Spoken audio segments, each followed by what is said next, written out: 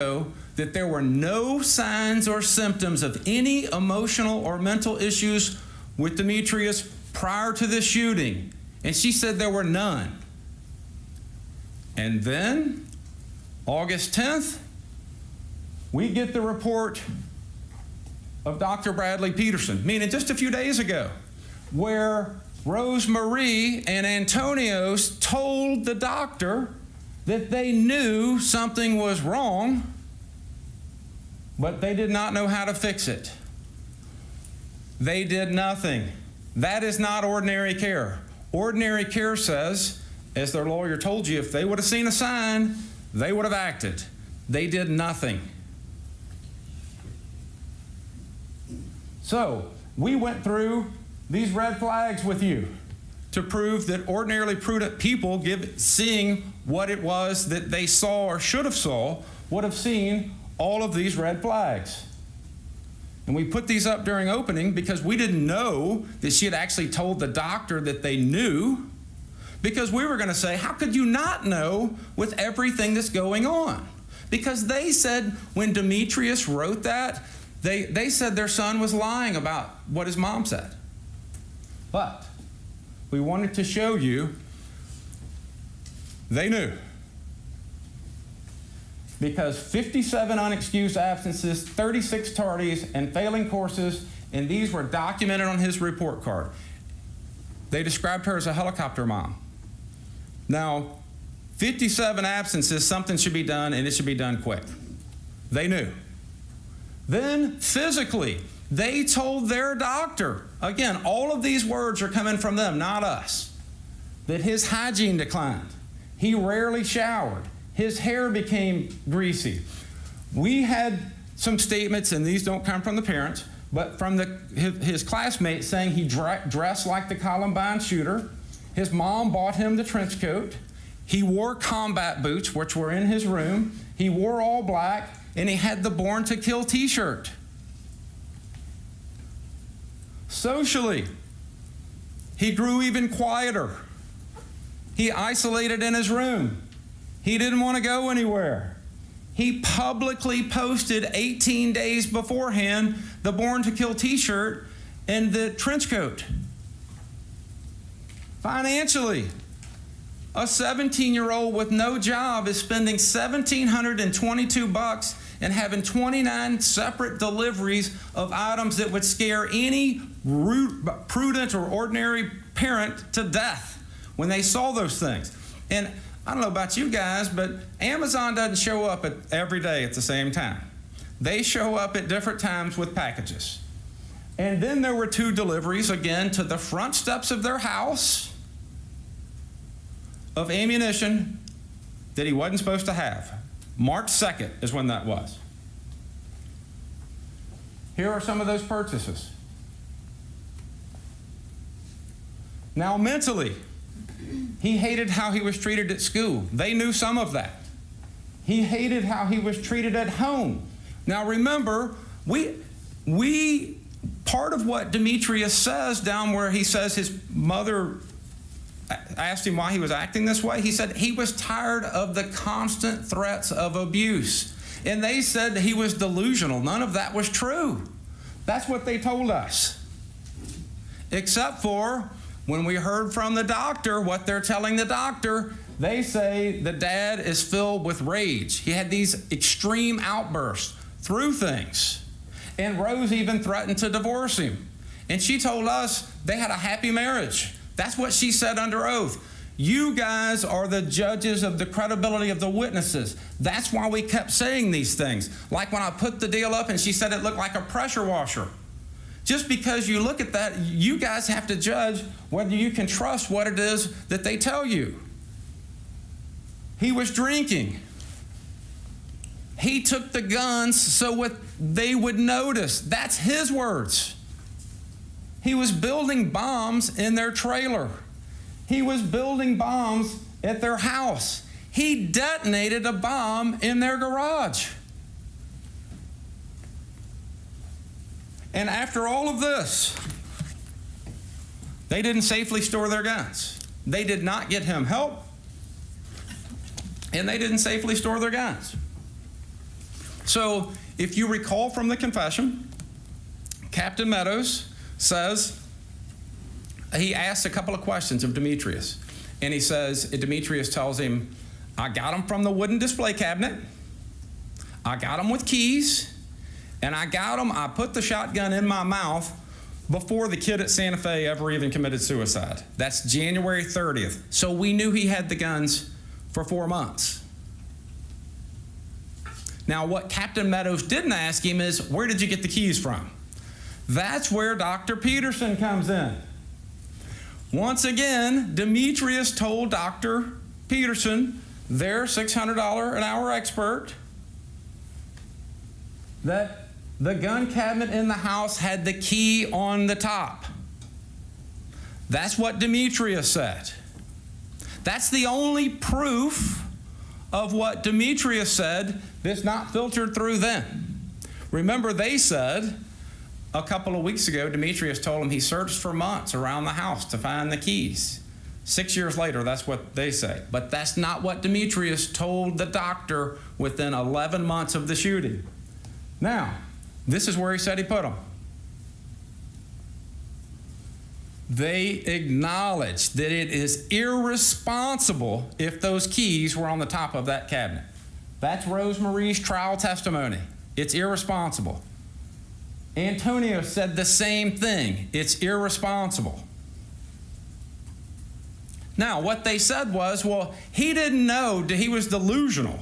He didn't know these things can't be true, except for when we look back at all of the things he told Captain Meadows where they were at so that they could come search the house and stuff afterwards. He was telling them the truth. The shotguns were in the closet. He even told Dr. Peterson 11 months after this happened the model of the shotgun, and when you go back and pull these photographs up, it was exactly the model and brand that he told Dr. Peterson 11 months later. He told Captain Meadows there were 22 shells in the black storage cabinet. He was right about that. He told Captain Meadows he kept a journal in his room that laid everything out. There it was. He told Captain Meadows that he had bomb-making materials in the trailer and that he had 3 pieces of paper. I've only got 2 pictured here, but the other one is the bell schedule. They were there. He told him that he, Demetrius, was keeping bomb materials in the gun locker.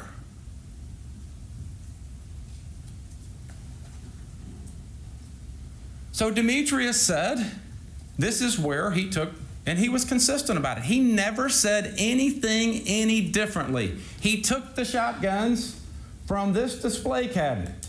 This is the same display cabinet that has 12 slots for guns. He took 3, and when you count them, there's 9 guns. What Demetrius is saying adds up. He also said he took them 4 months before so that they would notice. So even if they're storing the keys up in the kitchen where they say, Antonio said, I walked in here every day. I would have seen that these were missing. And he said they weren't missing. He said there was nothing missing in the black gun locker where Dimitri had the bomb-making materials. This is Dimitri. When you look at his confession, he says, there's no way nobody is effing noticing this. In other words, he was saying, there's no way they could be missing this. I'm taking them so that they will know. So, when we get to, did the negligence of any of those proximately cause the occurrence in question? Yes. They didn't get him help. He was under their roof, and they didn't safely secure their guns. If you believe Demetrius, they were out of their own mouth where they left the keys. It was irresponsible. Irresponsible. So yes and yes. Now let's talk about Lucky Gunner. Lucky Gunner sold to a 17-year-old. All he had to do was click a box. They provided the ammunition. Their negligence, that is not using, ordinarily prudent persons would not do that. And so they also are responsible. It's yes, yes, and yes. what percentage of the fault should you assign? So this is up to you guys. Here's what we would say. The fault that should be assigned is 30% to Antonios, 30% to Rosemarie, 30% to Demetrius, and 10% to Lucky Gunner. The family shares the responsibility, and Lucky Gunner has some too. If y'all feel like the percentage should be different, change the percentage, but they all share the responsibility. Now, you will notice when you get back there, question 4, when you start to figure out how much it will take to compensate all of them for what it is that they were subjected to, the court says insanity means that he didn't know his conduct was wrong. And it says insanity, here's what insanity means for purposes of this case. You may consider it as a mitigating factor in answering damages, okay? So let's just talk about it briefly. Here's how we know from the writing right beforehand that Demetrius knew what he was doing was wrong. Now, when you look at this, you're going to think, he doesn't have thought disorder here, because this is written right beforehand, and this is pretty impressive writing. So he says, in the first paragraph written right beforehand, he was going to get into law enforcement. Well, if you know that you're going to enforce laws, you know what it is, the difference between what's legal and what's not. And this is his writing once again. Then he says, he wanted to rape and kill as many women as he could before I was caught. Well, if you didn't know what you're doing is wrong, how would you know you would get caught doing it? And then the third thing, once again, these are all clues in his own writing, is in the last paragraph, he was upset at his dad because he was kicking the dog, so he was upset at him for doing something to the dog when the dog had done nothing wrong. So this insanity defense, he knew when he went to the school that what he was doing was wrong. And how do we know that? Because he also said, and you heard his doctor say this, his doctor said, he planned it to where the police would have to come into the room to get him. Well, how does he know the police is going to be there unless a person who's really insane does not know that what they're really doing is wrong? But he knew the police were going to be coming for him. So, here are the victims that we represent when you start going through this chart. Now, what you will see and what you're going to hear, and what you did hear, I mean, is that there's not even a word in the English dictionary for a parent who loses their child. That is the worst harm imaginable. It sticks with you for every minute of every day for the rest of your life. And these people were subjected to that, and they're going to deal with that for the rest of their lives. Then you hear from those who were shot. And you see that their lives prior to May 18th have been taken from them. Their life is no longer the same. You heard Flo Rice, she was shot in both legs. She's hypervigilant. She can't even go out to eat without turning her back. And sometimes, when we talk about post-traumatic stress disorder, people think, well, you can't see it. But let me remind you of how real this was. We had grown police officers, 6'3", 6 years after this happened, shaking like a leaf up here. I believe every single police officer cried when they got up on the stand. That shows you the enormity of the trauma and the torment that all of these families were subjected to. Now, this is Demetrius writing beforehand. What I do will both have an immeasurable impact and be incredibly minuscule. I will have destroyed bloodlines spanning thousands of years. And then he goes on to say, the lives of those, and we'll never know what those lives will become. He knew what he was doing, but we disagree with him. These losses are measurable, and they're not minuscule. And we told y'all that to start. The losses in this case are enormous.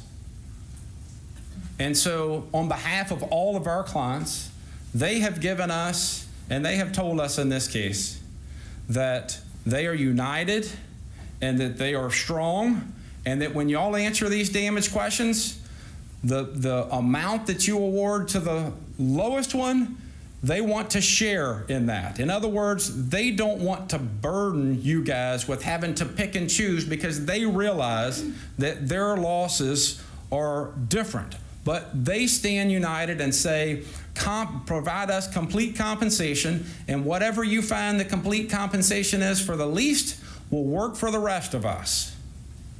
It's not the number, it's the message. And so when you look at what Demetrius's actions and Lucky Gunner's actions and the parents' actions caused, that's 943 years of damage. And I'm reminded, and when Chris Stone got up on the stand and he talked about going into Les Miserables, or Less Miserables, as us people from Santa Fe call it, and he quoted the song that he has on his arm, and it says, "There's a grief that can't be spoken. There's a pain that goes on and on. Empty chairs at empty tables. Now my friends are dead and gone.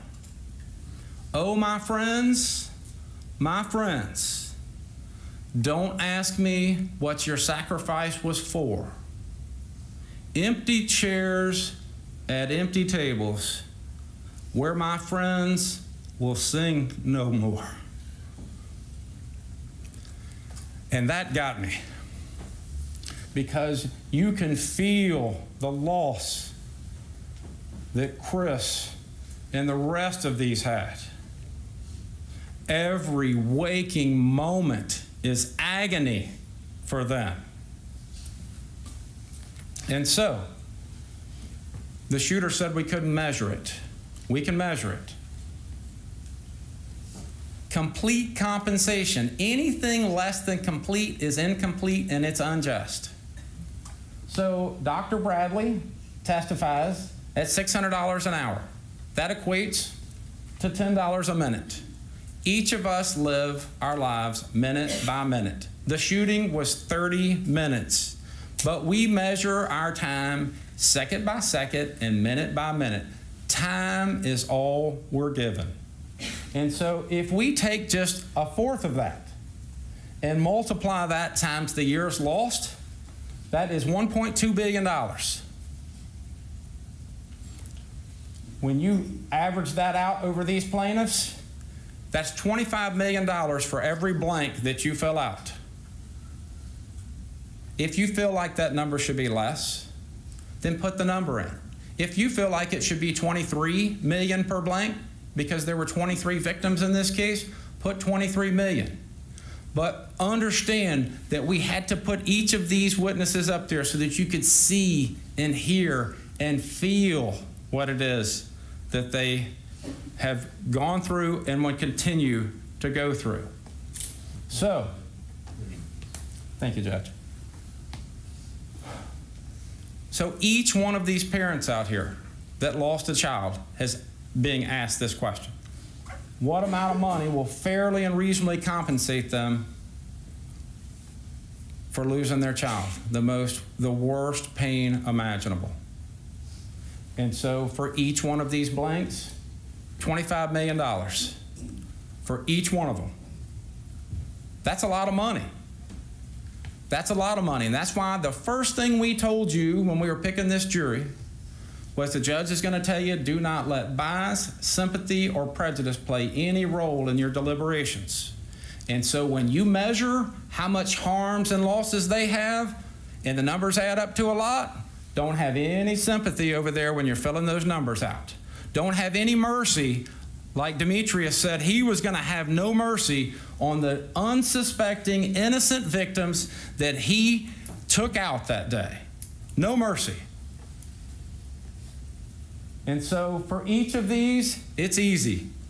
25 million. If you think that that's too much, then put a figure in there that's less. If you think it's not enough, put a figure in there that's more.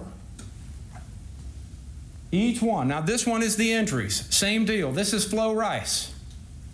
And Flo is back there. And you will notice some of these plaintiffs didn't come every day because it was too emotionally draining for them to hear this day after day after day. But I'm glad they're here today. They've been a tremendous support system for me. 25 million, each blank. And that goes for Flo Rice, that goes for Trenton Beazley, that goes for Chase Yarborough, that goes for Clayton Horn, that goes for each one of them. Now, one of the questions the judge told you is, do you find, it's going to be number 22, do you find by clear and convincing evidence that the harm listed to each one of these was the result of malice? Yes. Look at his own writing. This fact of Natasha, let me talk with you about Natasha. The game Wolfenstein, that was the character in Wolfenstein. The MK Ultra, you're going to see cell phone searches for what is MK Ultra, followed by a whole bunch of playing of Rainbow Six, the video game where the CIA is in it. Not one mention when you get back there, not one of Natasha or the CIA, which he supposedly met in 8th grade. He wrote a whole lot of stuff without saying Natasha or the CIA. What sum of money should be assessed against Demetrius Pogorchis as exemplary damages? We're going to let you decide this one. Decide how much of a punishment. This is the accountability that Demetrius Pogorchis is going to get. This right here.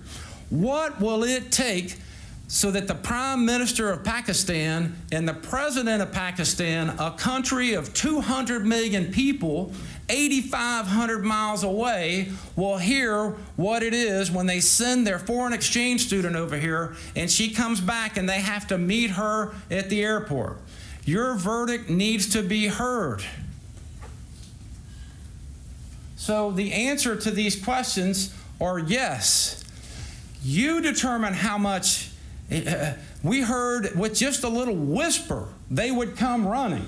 Well, we don't need a whisper. We need a shout. Shout so that all across everywhere will know. Get mental help. Know what's going on in your home. Safely store your weapons. We can't send our kids to school and bring them home in body bags. The first line of defense is parents. We want to solve this problem. It starts right at home. You're responsible for your kids. If you're going to bring them into the world, be responsible for them. If you're going to bring weapons into your home, be responsible for them. If we don't do something, nothing is going to happen. And so we roll through. And I've got 5 minutes left, and I just wanted to go through and just remind you of the tremendous honor, and why me, I don't know. But the honor that I have to speak on these people's behalf. It is the best thing in my life. He's a hero. He knew by grabbing that door when Demetrius was grabbing it, he told the others to run, and Demetrius shot him through the door while he was letting other people run. If a hero isn't worth $150 million, I don't know what is. And then that's followed up by another one. Christian Riley Garcia. When you love your kids and you treat them right and you monitor them and you provide a great environment for them, this is what you get. You get the Christian Riley Garcias of the world. And Aaron Kyle McLeod, you heard from Gail McLeod about what a fine, upstanding young man this was. He got hit in the arm and bled out for 5 minutes while he was text messaging his sister, who has to live with that for the rest of her life. She got to tell him she loved him, And he told her he loved her back, but no young sister should have to do that one hallway away from her brother at the high school. Jared Connor Black, the protector. This was Pam's son. The protector. He had Asperger's, and he protected those that were less fortunate than him. What an inspiration. Flo Rice, one of my heroes. She got shot in both legs. She watched as her fellow substitute teacher, died. She heard every dripping glass and thought that it was the shooter coming back, shooting again. She was being hunted. And what did she do? She survived. But not without these scars that leave her. And you know what? She's got such a great support system and a great daughter, but she is a true inspiration. And Clayton Horn, what can you say about this kid? The shooter shot him and then stood over him to finish him off. And fortunately, he kicked up at the last minute and it went through his arm and he survived. And he told his mom and dad, who'd been out there every day, I'm going to get back to doing what everything I did beforehand. He got on a bull, he did pole vaulting, he has moved on, but he carries this around. And you saw him, I was so proud of him because he's so positive. He is one of the few that just isn't emotionally devastated by this. But you know what tore him up? Was when he said he met Chris Stone in first grade. And he said, that kid would give you the shirt off his back. He said, that kid was the best kid that I've ever met. Best person I've ever met to this day. And when you hear and you saw his dad get up and take the stand, you know why that is. So I'm going to sit down now and I'm going to let these other lawyers get up and talk with you about their clients. And then I'll be back up to talk in a little while. Thank you all very much for your attention.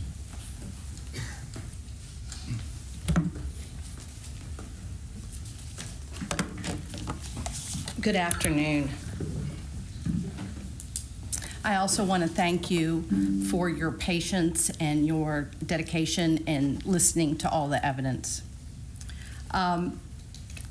Chase Yarborough's life was miraculously spared on May 18th, 2018. The doctors told him at the hospital that God kept him alive for big things.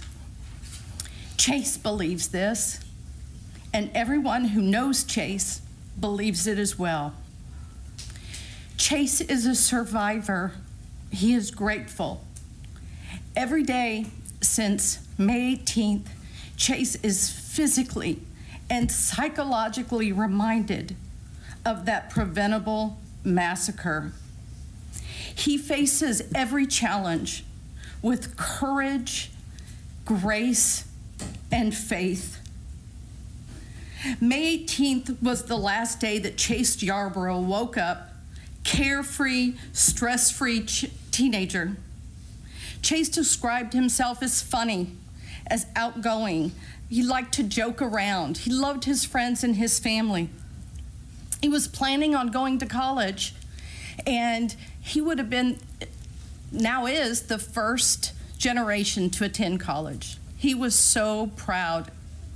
Chase is an only child, raised by loving, involved, nurturing parents.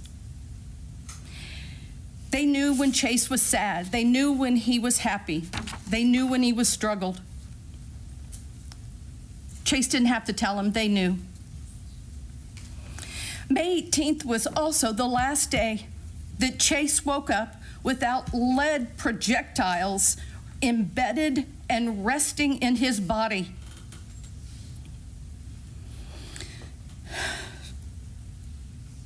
On May 18th, 2018, Chase was shot in the kiln closet with his other friends.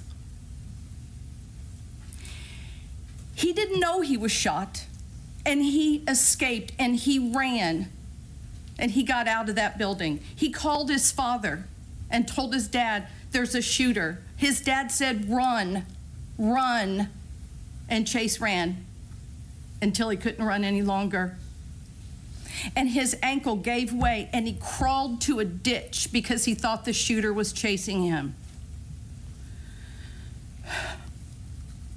Now, when he went to the hospital, he was told that he was in fact shot. He was shot in the head. He was shot in the back. He was shot in the arm. He had grazes, bullet grazes on his temple and on his other arm. The doctors told him the projectiles have to stay because it's going to be too dangerous and too risky to remove him, and they sent him home. Chase gets home. Not shortly thereafter, the hospital calls and tells them, "Bring Chase back immediately." They pack up and they go back to the hospital. Chase thought he was dying. When he got to the hospital, they rushed him in and they did additional testing.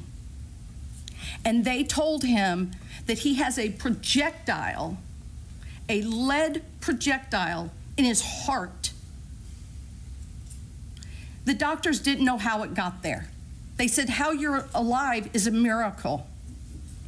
They believed that the wound on his neck, that a projectile went into his neck, and the heat from it then cauterized the artery after it went into the artery. The projectile traveled through his bloodstream and is in his heart, where it stays today. Every day, Chase is reminded of this shooting. He's got a bullet in his head that he feels every time he washes his hair. He sees the scars from the bullet wounds, and he feels them. He feels the pain every day, every single day. Now, Dr.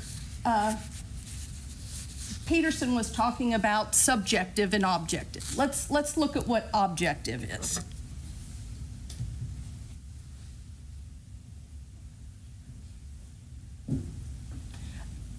Objective are those bullets in his heart and his head. Chase was diagnosed with PTSD. We understand why. Chase will never live a carefree life again. He will live with a shattered heart for the rest of his life. Thank you.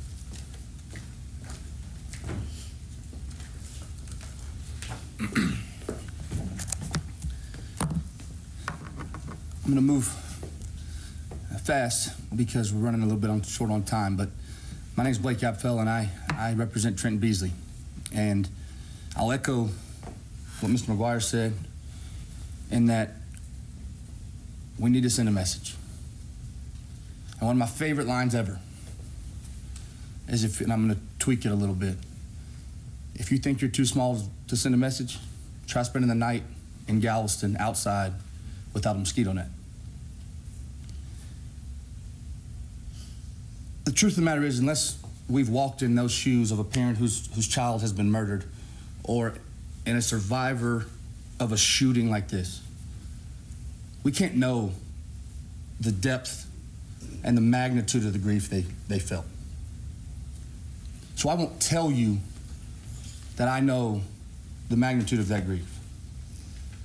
What I will tell you is a little about Trent. Trent was a 15-year-old boy who loved baseball, who loved fishing, and who loved talking about baseball and fishing. And on May 18th, that all changed. On May 18th, he heard 3 shots. Out of fear and not knowing what that was, he rushed to the patio door that was locked with his classmates. He then turned to the kill room and had to break it with his friend Hunter so that they could all get inside. Problem is, once it was broken, they were trapped in a room with an open door. Trent laid in that room with his friends, attempting to barricade that door with the kiln, as a shotgun barrel went off over and over in that room beside his head. He laid in that room with his friends as they were shot and as they were killed. He laid in that room, helpless, as he listened to Chris Stone take his last breath. And he laid in that room, preparing for those last breaths to be his.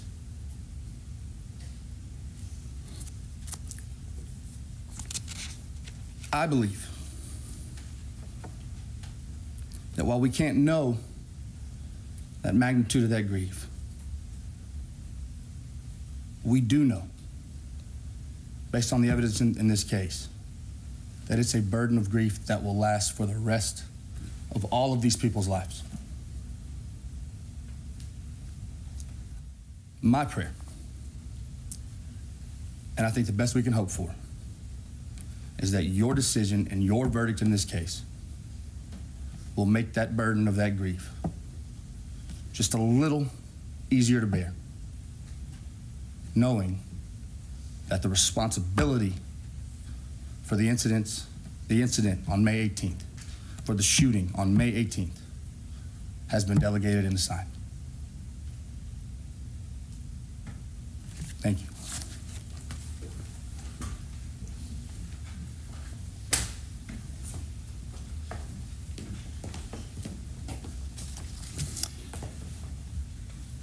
Ladies and gentlemen, my name is James Miller. I'm the attorney for Farah Naz and Abdul Aziz, who are the parents of Sabika Sheikh, the 17-year-old Pakistani exchange student who was sent here to learn and who died in the closet of the art room at Santa Fe High School on May 18th. On their behalf, because they can't be here to thank you in person, I thank you for your service on this jury today. Sabika, when she died, was preparing for a lifetime of service herself. She wanted to grow up to be a diplomat, to build bridges between Pakistan, her home country, and other countries. That's why she came to America on a scholarship to study. She beat out 7,000 other students for a spot in that exchange program to spend 10 months studying at an American high school, living with an American family. That tells you something about how remarkable she was. How many other kids have the courage and the commitment at age 16 to pursue their dreams and study more than 8,000 miles from home in a country they have never visited, with a language and a culture so different from their own? Sabika had that courage and that drive. You heard her parents say how thrilled they were, how proud, yet at the same time how anxious about letting her go. Abdul, her father, spoke about the sacrifice that that family made as parents to let their oldest daughter pursue her dreams. They had no idea the depth of that sacrifice. In America, Sabika had a successful year. She made friends. She was an excellent student growing up, and she was an excellent student here in America. She spoke to her family almost every single day.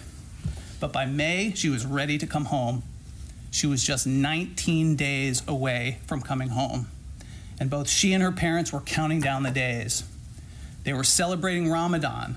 She would call them, even though the family was 10 hours away, to break the fast with them, to keep the faith with her family. She missed the food from home. You heard her dad say she liked biryani rice. She was looking forward to that. Farah and Abdul, like so many of the parents we heard from, described the confusion and the rising panic and the helplessness of May 18th when they learned there was a shooting at their child's school and they couldn't reach them.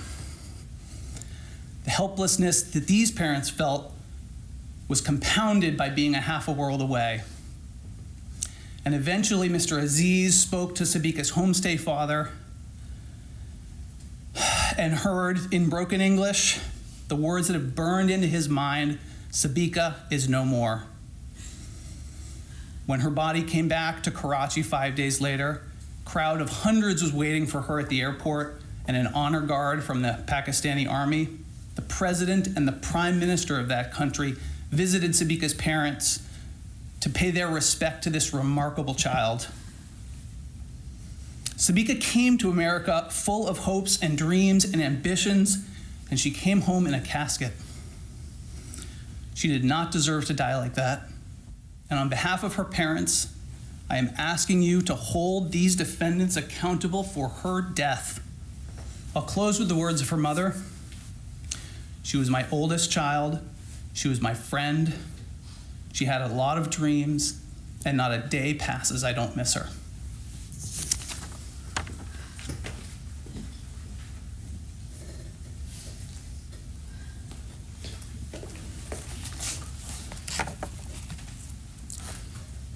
Cynthia Tisdale, a vibrant, loving, caring, 63-year-old woman when her life was taken.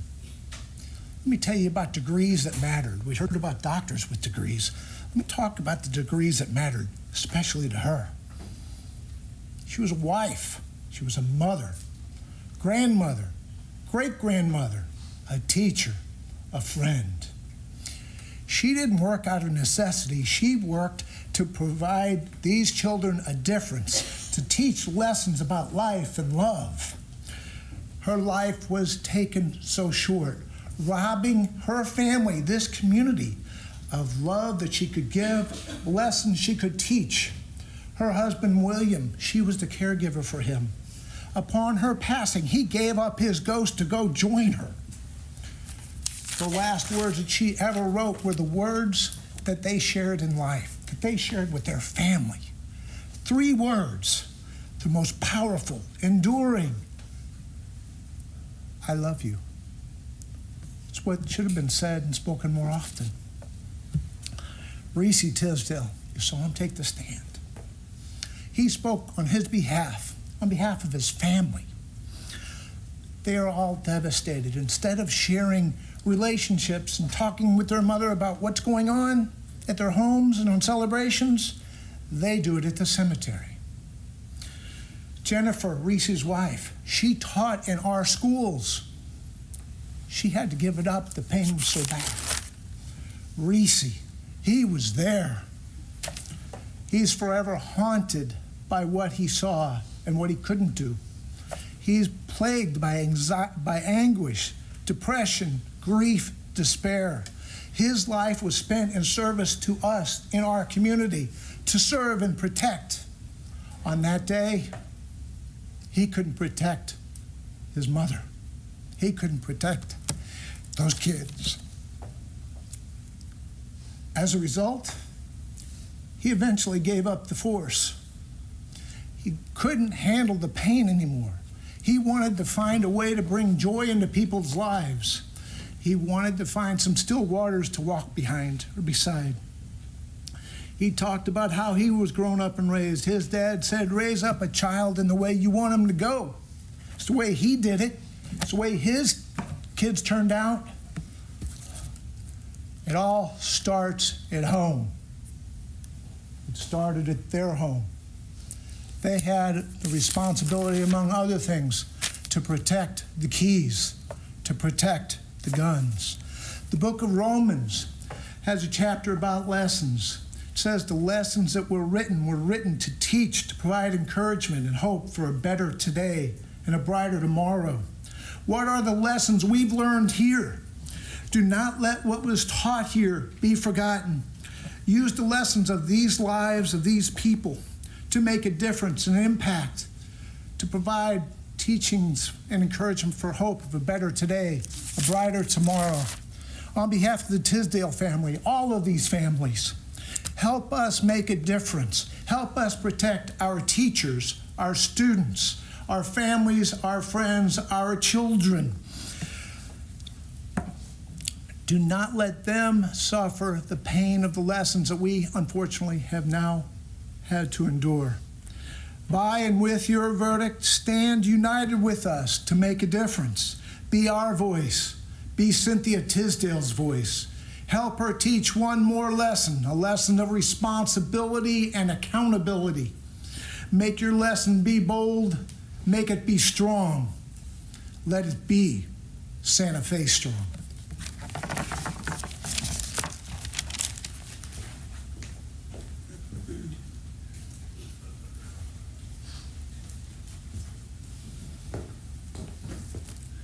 May 18, 2018 is Rhonda Hart's every day. She got up at 4:30 that morning to go to her bus route. The job her dad had, the job she liked. She liked being around kids. She's on her route. She's coming back. She finds out there's something's going on at the school. They say, come back, park in the back. She goes back and she's beginning to wonder, but she's following orders. She had been in the military. She starts asking people what's going on. There was a shooting. She started wondering about Kimberly. She texts her, no response. She really starts worrying then, asking others. And remember when she saw Isabella Lamantz, the girl that had been on her bus, she called her her girl. She wrapped her arms around her, holding her, takes her to a bus, sits on the second seat. In just a minute, what does Isabella say? Miss Rhonda, we think Kimberly's dead. Rhonda didn't want to believe that. Why would you? And she waits hours. She goes to the unification building where all the parents are. And slowly by slowly, as parents find their child, they leave, and then a group of parents is left. They're sent to another building. 5:30, 6 o'clock. Can you imagine what that time must have been like? Knowing that a shooting has occurred, your child's not answering their phone, and you're sent to a room, someone comes walking in and says, what clothes did she wear? They tell her, she's dead. Even then, the shock, the pain, the misery, there's no way that this could be true, but it was true. She winds up going to the funeral home, and remember that Kimberly was covered up to here. For a year, Rhonda couldn't even function. Her father had to cook meals.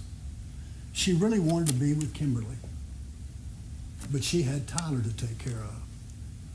She's been in therapy ever since at VA, but she's tried to make a difference also. You heard about the act that she got passed through the House of Representatives, sitting on some senator's desk, I guess, because that's what they do up there. They don't do anything, but you can do something, and you can be heard to Washington, D.C. It is distasteful for me to talk about money and life. You could fill this room full of money. Each one of these parents want their child back. But money is all that you can award. That's all. Nobody goes to jail. It's money. But your money will say something. It's not what it is, but what does it say? And it needs to be heard loudly. I'm going to sit down a minute, but there's some little administrative things I want to go over with you. You recall the court in the court's charge said 10-2. That means that 10 of you, to reach a verdict on these issues, 10 can agree. Now, if it's a different 10, let's say 10 answer one way, and then you get to another question, and 2 that were in the 10 drop out, and then the 2 were out and want to come back in, you can't do that. So if you want to be a part of this verdict from start to finish, this verdict needs to be 12-0. Every one of you. Also, credibility. The fact that someone has a bunch of degrees and has done research and is on this board and that board and this school, you can believe all that that witness says, nothing of what that witness says, are only part of what that witness says. It's entirely up to you. You also know that the burden of proof we have is preponderance of the evidence, the greater weight and degree of the credible evidence. One place that that can be applied and should be applied is where are these keys? Is it more likely than not that these keys were stored in the location exactly where Dimitri said they were? I will sit down here shortly. The defense will have an opportunity to respond to us, and then Clint and I will have an opportunity to respond to what they say. We look forward to responding to their argument.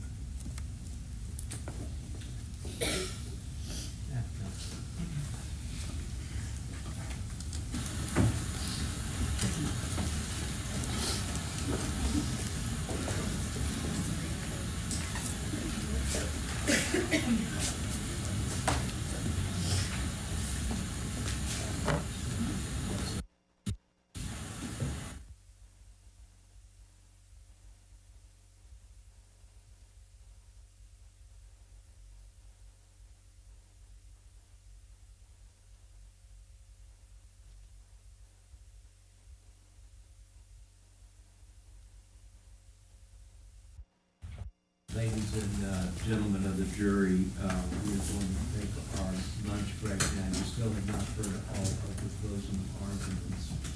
So, again, please do remember 9 instructions. So we are going to break for lunch, and we will resume closing arguments at 1:40. So we'll stand in recess until that. All rise for the jury.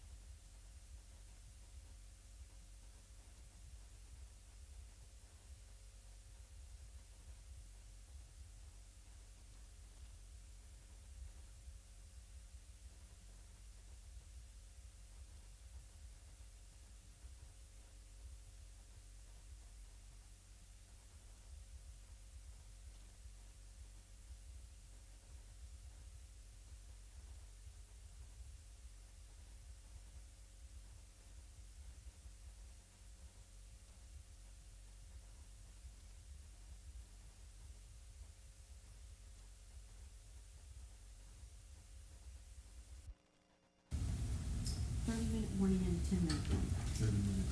Yes, Your Honor.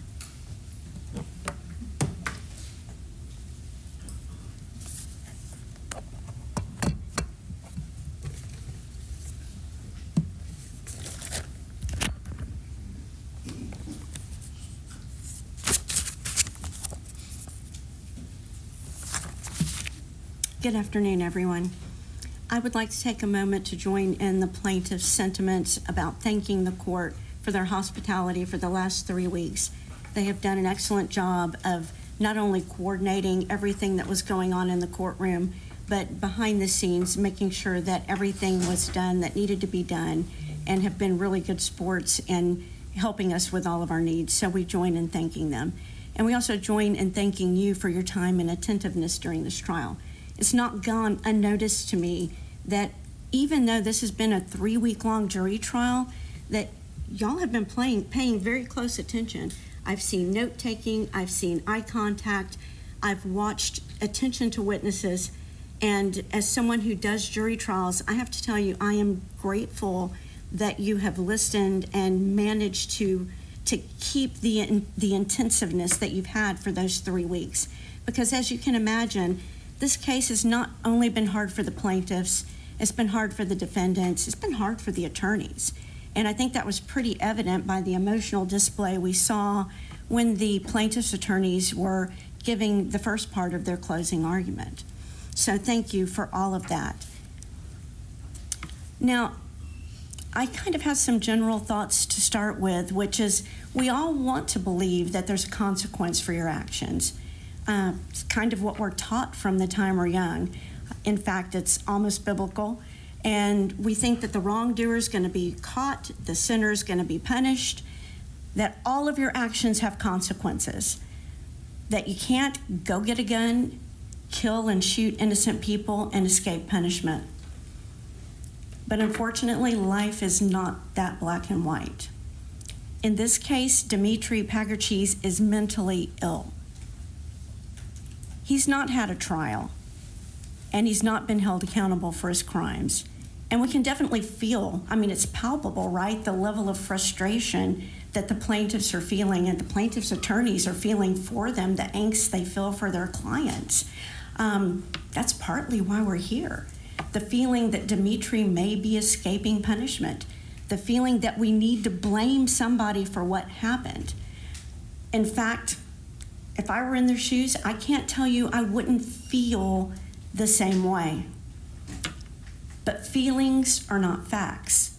And I completely disagree with Mr. McGuire about what he told you regarding the language in the jury charge that says you shouldn't let your feelings or bias prejudice you.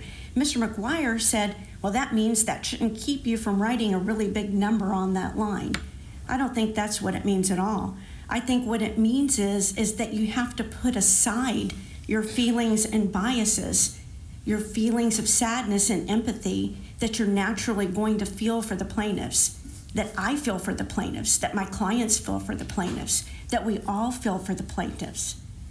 Nobody's blaming plaintiffs in this case. Nobody wins in this case. Everyone has lost in this case. This case was lost before we ever walked through those doors. Now, putting aside your feelings and bias means that you try to look at the facts without the filter of the feelings, putting your sympathy and empathy to the side to just evaluate what's happened. And I know that sounds simple, right? But believe me, it's not quite so simple as we've seen here. Lawyers who are in trial all the time, this is their job, right? They get up here in front of juries and they talk to juries. That's what they do for a living. Yet they can't put their own feelings aside because this is a tragedy. And now we're asking you to do the same thing. And I realize it's a hard thing, but to evaluate the facts effectively, you have to put the feelings aside. And we hope that you'll be able to do that. Now, we all have great sympathy and empathy for what the plaintiffs have been through, but this is a search for the truth, which is what the whole trial is supposed to be about, right? You heard Mr. McGuire say that in his opening argument.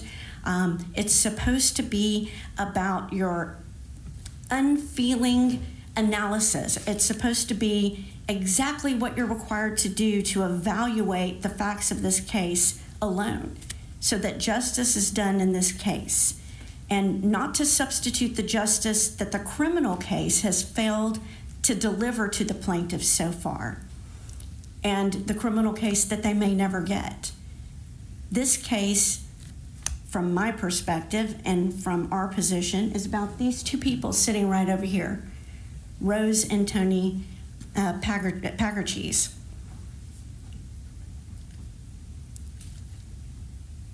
Plaintiffs want to place blame. It's natural to want to place blame, but where does the blame belong? When a hurricane comes, are we blaming God?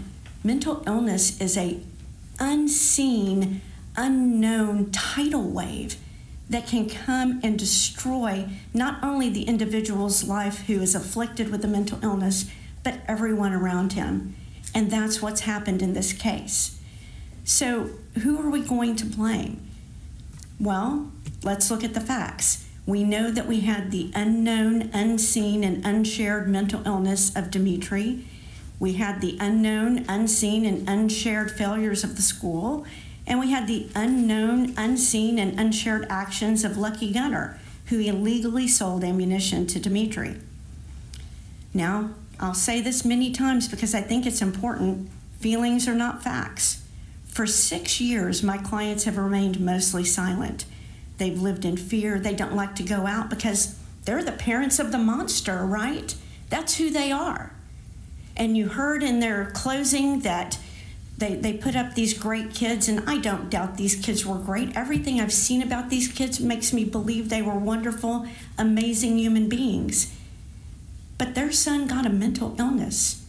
Their son is robbed of who he was. He is no longer the son that they raised. You don't have any control to tell mental illness to behave a certain way. This is what my clients have been dealing with for 6 years. Now, this case is really about what happened before May 18th, 2018. We're not really looking so much at what happened after that date when you're looking at the responsibility and blame for my clients, right? And in the search for whether or not they should be held responsible for anything, we've gotten into every area of their lives. We've gotten super far afield of what the facts are that we should be looking at, right? We've argued about whether or not Tony got mad watching the World Cup, whether the World Cup would even make you mad enough to throw a remote control, whether Rose's family carries genes for mental illness, whether or not my clients should have known when their 3-year-old child had temper tantrums and drummed on his face that he was a budding psychopath. These are not the issues. The issues are what was going on in the life of this child, young adult, at the time this happened, and looking at the months and even the year before this all happened. It was not foreseeable, it was not predictable that their son would have a psychotic break, certainly not predictable that their son would become a school shooter. Now, as to all of the defendants, Mr. McGuire showed you the jury charge, and you're here to determine whether or not they were negligent. And what is negligence? How do we know it when we see it? Well, you've got some instructions on the charge, and we know that we all have a duty, right, to act within reason, to make sure that we use ordinary care so that we don't hurt each other. That's kind of what we already know. Ordinary care is defined as the degree of care that a person of ordinary prudence would use under the same or similar circumstances. You'll be determining if all the parties, or if any of the parties, or if none of the parties fall below this standard. So the relevant inquiry in your mind should be, did Rose and Tony use ordinary care regarding the safe storage of their weapons based on the facts and circumstances that they knew prior to May 18th, 2018? Now, you have to have a duty and you breach the duty, meaning you break that duty, right? So who failed in their duty? Well, right off the bat, right, you look straight to Dimitri. I think it's fairly uncontroverted that Dimitri developed a plan to be involved in a school shooting. It's uncontroverted that Dimitri acted in a furtive manner to make sure his plan wasn't discovered. Dimitri stole guns from his family home, finding a way to bypass the reasonable and prudent efforts that Rose and Tony had taken to safely store their weapons. And then Dimitri ordered ammunition online in furtherance of his crime. It's uncontroverted that Dimitri pulled the trigger. The parents didn't pull the trigger. The parents didn't give him a gun. The parents didn't give him permission. He never asked to look at or inspect or take a weapon. Parents certainly didn't consent to any of this. These are actions that Dimitri took. Now, there's some extra considerations you'll have to take, whether or not you believe Dimitri's mental health issues should mitigate his actions in some way, but that's for his attorney to argue, for Mr. Torres. But I think it's pretty clear that when you're looking at numbers of responsibility, that Dimitri has a large amount of responsibility in this matter. Now, I'm going to ask Ms. Goldsberry to put up the jury charge on the screen, and Mr. McGuire put this up for you earlier, and of course he thinks you should answer yes to every question. I don't think you should. I think you should definitely answer yes to Lucky Gunner, and let's talk about why. You should say no to Rose and Tony. You should say yes to Lucky Gunner. Lucky Gunner had a duty. Your question is, did they fall below the standards of ordinary care? That's a quick answer. They absolutely did, because Lucky Gunner violated state and federal law. There's a law in place that says you can't sell ammunition to an individual who's under the age of 18. They did that. Plaintiffs put on no evidence that any ammunition from the Packard-Cheese family household was used in the shooting. I'd like to object. That's not part of the court's charge. It's an improper argument. I don't know that I mentioned the charge.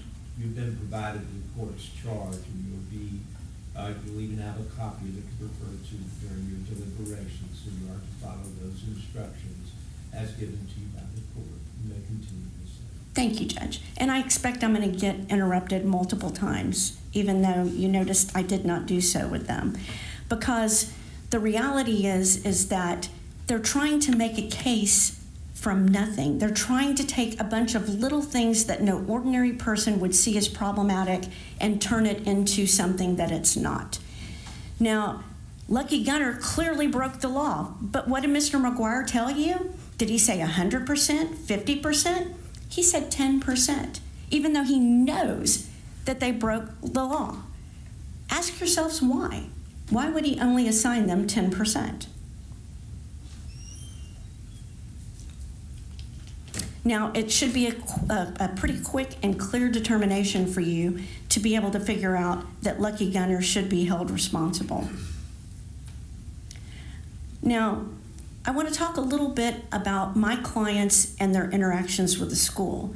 And you are not going to see a line anywhere in your jury charge holding the school responsible. They're not a party in this lawsuit. However, you heard lots of arguing during the course of this trial about evidence.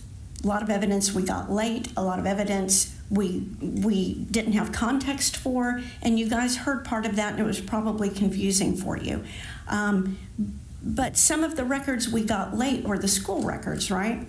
And in these school records, we found that the school had not notified Dimitri's parents that he had missed 57 days of school. Now, that's assuming that that record's right. I don't have any reason to think it would be wrong. But I'm going to ask Ms. Goldsberry to place that record up on the screen for us. And if she can blow that up for you a little bit, as we discussed the first time I put it up there is only a handful of times where the school says that they notified the parents that their son was absent. If he was indeed absent 57 days, that would have been a red flag and his parents would have done something. And you heard Rose testify. She was on Skyward. That's how she knew her son was failing. And you saw our exhibits here, right? We have two big exhibits. You're welcome to look at them when you're back in the jury room. filled with emails from Rose, initiated by Rose, because when she saw failing grades or she saw a problem, she would initiate contact with the school to try to solve it. This is probably why Dimitri, even though he was struggling from the 9th grade, had never failed a class, because mom would say, okay, what do we need to do to fix this? What's missing? What's the solution? And mom would find a way to fix that problem. And that's all there was to that. But if there was really 57 absences, how did he even pass the first semester? How come there wasn't a truancy letter? How come he wasn't arrested for truancy? We don't know the answers to any of those, but we do know that the parents weren't notified because they told you that.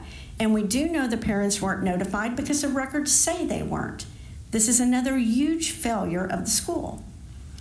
Now, you heard from multiple plaintiffs and from some of the witnesses as well, including Officer Barnes, who was one of the heroes of the day of May 18th, say that Dimitri had been wearing this trench coat to school, and it was pretty well known. You heard from multiple people. This was a known phenomenon, yet the school did nothing about it. They didn't even pick up the phone and say, hey, Mom, son is violating dress code. They didn't stop him and say, Dimitri, stop wearing that coat. They did nothing about that. And you heard Mr. McGuire very articulately and passionately tell you that we know that school shooters wear trench coats. We know that happens. So the parents should have done something. But the parents didn't see it, because you heard from Dimitri, even though I don't think you should believe what Dimitri says. And it's interesting, plaintiffs want you to believe it when it benefits them, but they don't want you to believe him when it doesn't benefit them. I'll get to that. Nevertheless, we know the parents weren't seeing this. So Dimitri was either keeping this trench coat in his car, in his backpack, or maybe at the trailer where it wasn't seen by the parents. But the school took no action on this. Maybe if they had, this day wouldn't have happened, or at least he wouldn't have been able to sneak into the school unseen with weapons. That was all part of his plan. Now, plaintiffs have argued earlier in the case that Dimitri's mom bought him the trench coat. It's 100% true. He was involved in a video project for school called The Greatest Gatsby, and he wore that trench coat in there. This was around Christmas time. He wore the trench coat in the video along with a blonde wig. He was dressed as the Daisy character, for those of you that are familiar with the book. And after that, no one ever saw him at the family wear that duster again, because let's be honest, this is Texas. It's really hot. This jacket's hot for me. I can't imagine wearing a trench coat. So he wasn't wearing it except for effect. And that effect was at school, because as Mr. McGuire showed you, he fancied himself a school shooter. He admired school shooters. He wanted to be a school shooter. Now, whether or not this was a product of his mental illness, you'll have to decide. And again, that's for his attorney to argue. But those facts are pretty clear from his writings. Mr. McGuire showed you entry over entry where he talks about these things. So whether this was a product of his mental illness or not, this was clearly on his mind, and this is clearly what he had planned.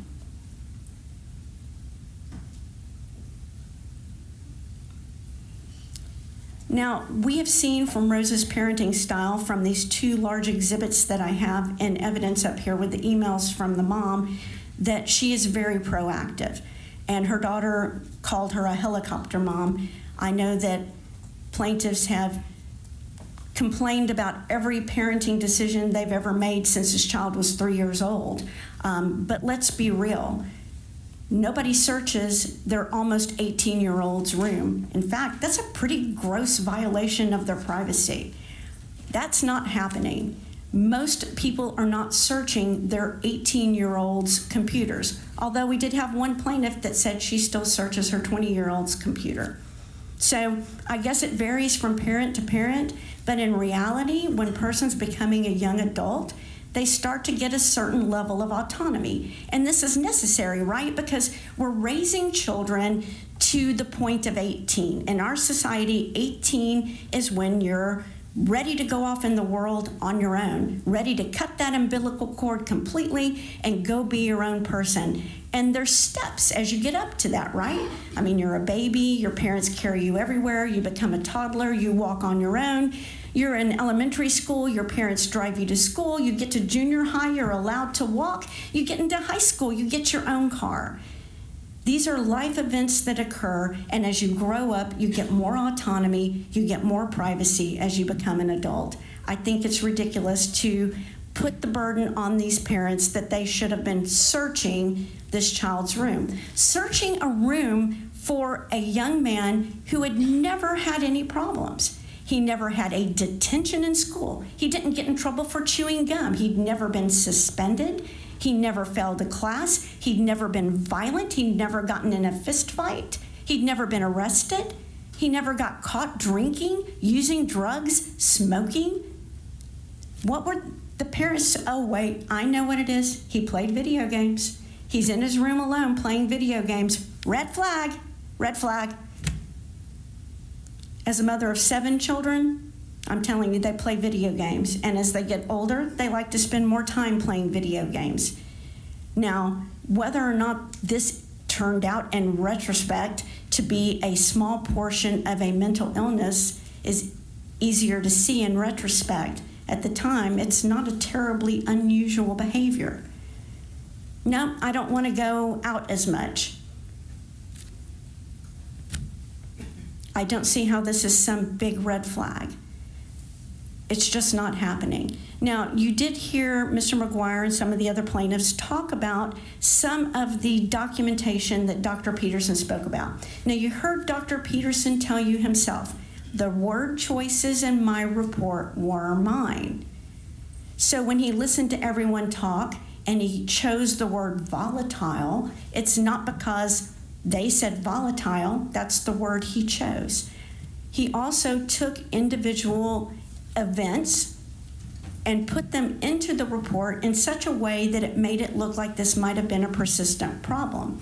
And this is all part of the doctor's analysis. I'm not saying it's right or wrong way to do it, but you heard Rose and you heard Tony, to the extent you could understand the stories we were talking about, that some of these events in Dr. Peterson's report, although they did happen, were one-time events. For example, the 3-year-old temper tantrum, fear of heights issue. Rose actually had paperwork. She still has paperwork from when the kids were in preschool and Mother's Day out. And she showed him one where a teacher one time sent home a report that said, we were up on the slide today and Dimitri was afraid to go down because he was afraid of heights and he threw a tantrum. And somehow that got written in such a way that it made it look like it was a more persistent behavior. Now, to Dr. Peterson, when he's looking at all the pieces, to him it might be. But what was reported from the family is that it was a one-time event. So as the person perceiving this, as the person living this in real time, as the person who's not going back after something horrible has happened and looking at what's happening in the here and now, that doesn't look like a red flag. Now, what would look like a red flag? When the school failed to monitor their computer systems and allowed Dimitri to conduct searches of a nature that should have set off immediate alarm bells. Ms. Goldsberry, if you would put up the searches such as Columbine evidence photos, 357 revolver, and Virginia Tech shooters. These should draw some attention by school officials. Now, plaintiffs may argue that we don't know for certain that these came off of the school records, but you can look at these exhibits. If you'll put up the exhibits, we had Clayton Horn on the stand and he testified these look very much like the block warnings that he got from his school computer when searches were done that were inappropriate searches where you couldn't get around the firewall. And we have documents and evidence. You can take a look at some of these. You also heard Clayton Horn say that he had an individual login for his computer. I believe Ms. Giannis said she thinks her son did. I'm not 100% that's who said it. One of the plaintiffs did, as well as Rose. who still has the login for her son for the school computer. Now, what about Tony and Rose? Well, you've heard me say that they didn't fail in their legal duty. First of all, Dimitri was almost 18 years old. He was about 4.5 months away from being 18. At age 17, you can consent to sex. You can consent to your own psychological treatment. If you run away from home, the cops aren't going to bring you back home. And most importantly, at age 17, when you commit a crime, you're charged as an adult. And in this case, Dimitri was indeed charged with his crime as an adult. Now, unlike Dimitri and Lucky Gunner, Tony and Rose did not commit any crime. And despite a slightly dramatic moment where a plaintiff seemed to indicate that Tony and Rose might be charged with a crime in the future, that's 100% untrue, because Rose and Tony did not break any penal statute at all. In fact, Rose and Tony completely cooperated with the police after the shooting occurred. And as we discussed in voir dire, Tony and Rose had no obligation by statute to lock up their guns to keep them from Dimitri. He was old enough to bear that adult responsibility. Yet, Tony and Rose did have their guns locked up, all of them being safely stored either in the gun cabinet or the gun safe. Still, due to Dimitri's age, Rose and Tony had no obligation to hide the keys from Dimitri. But they did. They had the keys hidden in a safe place. And Mr. McGuire's 100% wrong. The keys were not in the kitchen. The keys were not kept in a common area. If you'll recall from our direct testimony, we put up the pictures. The keys were kept in the top of a cabinet that is 8 feet off the floor in the parents' private bedroom. Now, they could have left the guns on the table. They had no duty under criminal law to lock those guns up, because I guarantee you, if they had broken a criminal law, they would have been charged with it. But they didn't. And nevertheless, they were locked up, and nevertheless, the keys were hidden. But that's not enough, right? Because plaintiffs are now telling you that I guess they should have locked the keys up too. I guess they needed a separate lockbox to lock up the keys to keep them from a kid they had no duty to keep the keys from. Or maybe bury them in the backyard. I don't know. Mr. Torres pulled out a key in a dramatic moment for all of us, I thought was really fun, to kind of indicate he had his key in his own pocket. That's fine. I mean, it's a thing. You could do that. But that doesn't mean you have an obligation to do it. And it also doesn't mean that you have a reasonable ability to foresee the criminal acts of another human being. You don't know what you don't know. And I appreciated the homage that they put up to me in their closing argument. But I really think that Socrates got it right. You can't know what's going on in somebody else's head, because if we did, we wouldn't have any homicides. We wouldn't have any suicides. We wouldn't have any crime at all, because anyone who remembers the Minority Report movie, we could recognize it before it happened and we could stop it. But as humans, that's not how we function. We're not telepathic. We don't have those abilities. We do the best we can with the observable behavior that we have. And if he had been breaking the law, if he had been violent, if he had been using drugs, if he had been abusing animals or setting fires or holding a magnifying glass on ants, anything, then maybe you'd go, we need to look at that. He had slipping grades, but he never failed. He started to want to spend a little bit more time alone. These were the two main things that you saw. And he wasn't isolated or barricaded. We showed you pictures. Let's show you some more, Miss Goldsberry. If you'll put those pictures up. These are pictures in the months, just months right before the shooting took place. This is Dimitri the summer before in Greece.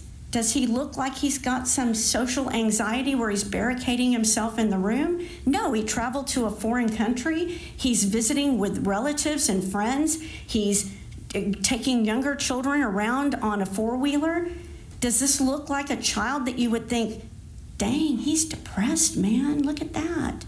No, there were no signs of depression here, none whatsoever. Let's go to some of the other pictures, Miss Goldsberry. We see him with big smiles with his family members. We see him posing for pictures. This is very close to the time of the shooting. We see a kid with a hat and a big smile. We don't see a kid barricaded in a room who looks depressed. If someone showed you a picture of this kid without any other context, would you say, that kid really needs to get some mental health intervention? Because that's the kid that Rose and Tony saw every day until he had a psychotic break. And their lives and his lives, and God love them, all of the plaintiffs, and God bless every single one of them. Their lives were forever and changed irrevocably so. Now, if it had been foreseeable to these folks that there was a simmering mental illness, they would have done something about it. You heard Tony say that his son went on a diet and intentionally lost weight, about 20 pounds. And Tony was concerned. He's like, man, you shouldn't lose that much weight. And even though Rose had already taken them to his regular doctor, Tony's like, no, I'm a little worried about this. Took him to a separate doctor to get checked because he was worried about that. That was over some weight loss. If they had seen any mental illness, they certainly would have acted on it. Looking back now, can we say it was mental illness? I don't think you can based on the signs that they saw.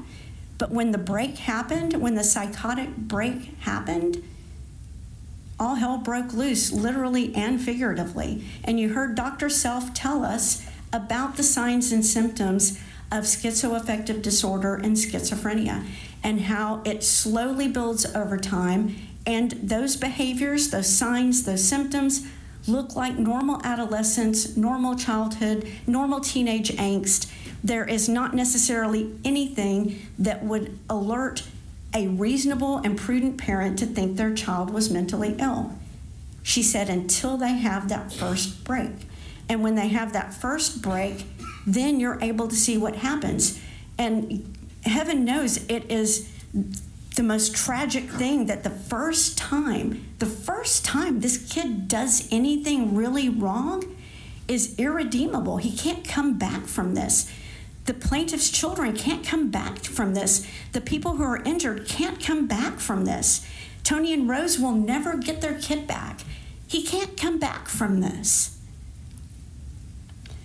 Now, it doesn't really matter. There's been a whole lot of to-do about whether the guns were in the wooden cabinet or the black cabinet because Dimitri said so.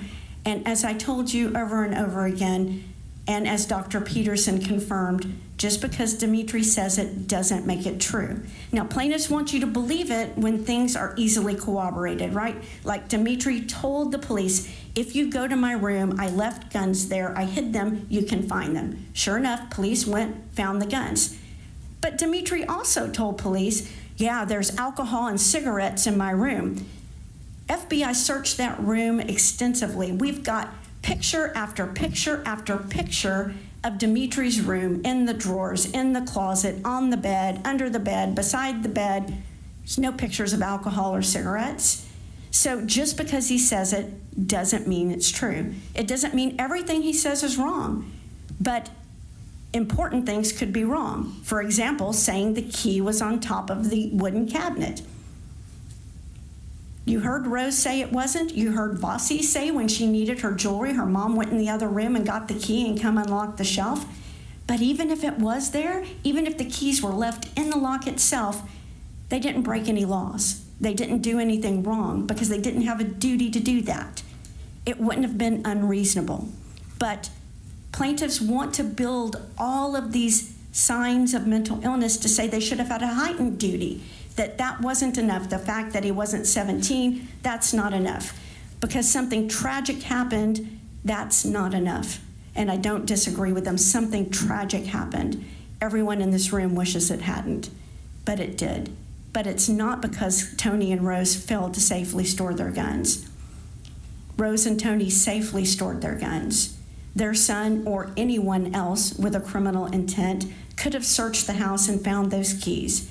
You saw in some of Dimitri's writings where he was talking about different ways he wanted to try to get a gun, right? Even though he knew the parents' guns were there, and as Mr. McGuire rightfully pointed out multiple times, all he had to do was like break that glass and he could have gotten a gun.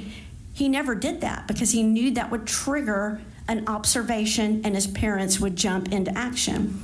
Just like when he got his own Amazon Prime account. He had his mother's credit card. He had that so he could get fuel to get to school lunches, whatever he needed to get.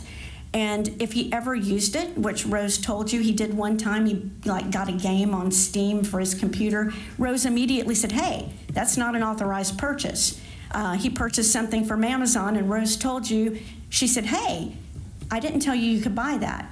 Now, that was a ball cap and some t-shirts. It wasn't like something that was malicious, but Rose immediately caught that because she's constantly monitoring her children. So he knew that was going to happen. So he took steps to be furtive so that he wouldn't get caught. It's really ironic because Mr. McGuire has argued, and I don't disagree with him. Dimitri does say in his confession video, I thought they would notice this. But if you look at the context of that, it is absolutely not clear that he's talking about his parents. In fact, it sounds more like he's talking about school officials. Because if he wanted his parents to see something, break that glass. If he wanted his parents to see something, break open that bottom door. If he wanted his parents to see something, use mom's credit card. If he wanted his parents to see something, drive their car drunk. None of these things happened. Instead, what he did was he was sneaky. He was sly. He did not want to get caught so that he could carry out his plan because he knew if he had gotten caught, they would have stopped it.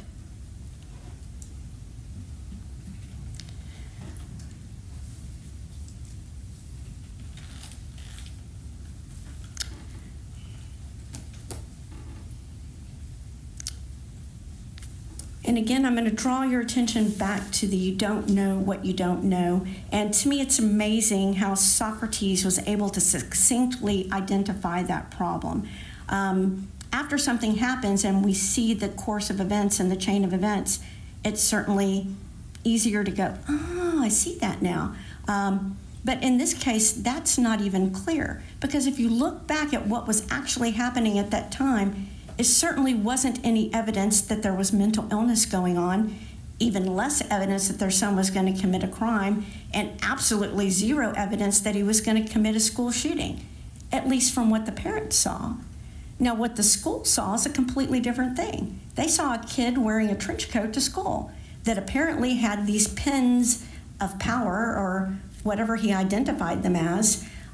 You think the school would pay attention to that. You think the school would pay attention to the searches because they have IT people that do that. This isn't parents at home trying to search their kid's computer, right?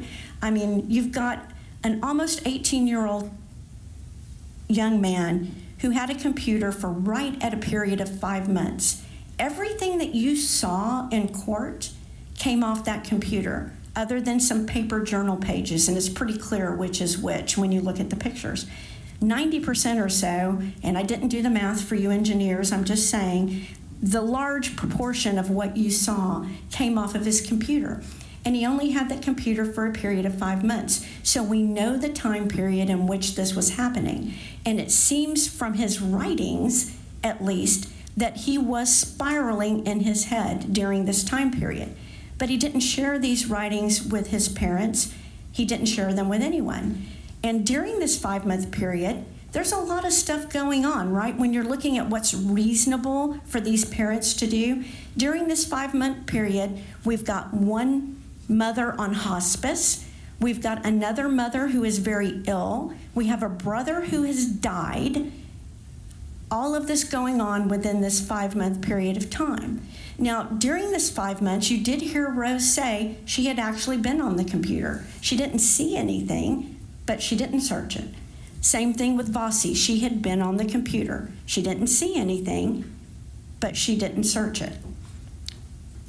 Now, what we do know is, from Dimitri's own words, is that he said a lot of the documents that we're looking at here in court, he had deleted from his computer.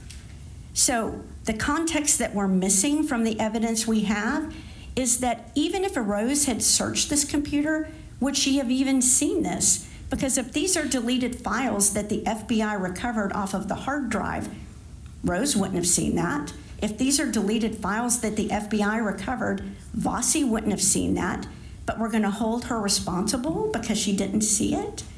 It doesn't make sense. That's not reasonable. That's not what a reasonable parent would do. A reasonable parent wouldn't remove their kid's hard drive when nothing had happened and go get it analyzed by an IT specialist. That's not reasonable. Now, Mr. McGuire told you in his opening statement that the shooting itself was premeditated, and certainly concede that point to him. All the evidence supports that. He made plans, he made nasty comments about what he wanted to do, he took actions in furtherance of that plan, including buying the ammunition, including stealing the guns from his parents. And as I mentioned earlier, he had talked in several other places about different ways to try to get these guns. It seems that getting the guns from the parents was his last resort, because he talks about trying to maybe get a fake ID so that he can either go to a gun show or go somewhere and buy a gun. But he says in his writings that he didn't have enough money to do that anyway, so he had to abandon that. There's also some information where maybe he asked another kid for a gun. So he had considered other ways to get guns because he knew taking guns would trigger alert with his parents, which is why he took the guns out of the black cabinet in the garage, because it wouldn't be as obvious. As you saw from the pictures in this case, the gun cabinet, even though it's off in the corner of the living room, it's there enough. You see how the guns are stacked. If one is missing, it's gonna leave a gap, and that's gonna be noticeable. He took them from the other cabinet because he didn't want to be caught. If he wanted to be caught, he would have broken it open. He would have left the cabinet open when he found the keys. He could have done any other number of things, but he didn't because he wanted to hide what he was doing. Now, you have to filter this through the evidence that Dimitri was in the throes of a psychotic break. And again, that's going to be for you to determine if that should mitigate his accountability or not. Dimitri's not my client. I leave those arguments for Mr. Torres. But remember that these efforts that he took to hide the evidence from his parents means they didn't see it, right? And I agree with Mr. McGuire on another thing. I know it's hard to believe we agree on some things. He is right. You don't always know when an Amazon package is going to be delivered, or do you? All you have to do is check the tracking, and it tells you how many stops away your package is. You've got an idea when that package is going to be delivered. And if it's not delivered before you get home, you've got a pretty good idea of when it's going to be delivered, and you can run out there and grab it before anybody sees it. And it's not reasonable to hold the parents responsible for furtive actions of their son that they wouldn't have seen.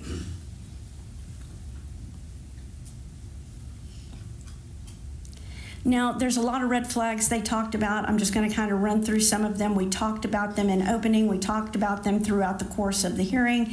You know, this financial red flag that he spent $1,700. You heard from the witnesses that he had money that he received for birthdays, holidays. There's extra Greek holidays, other things that he received money for. You heard Katina say that her dad always has cash. It's even possible he stole cash. And Tony even told you from time to time he would give the kids 15, 20, 30 bucks.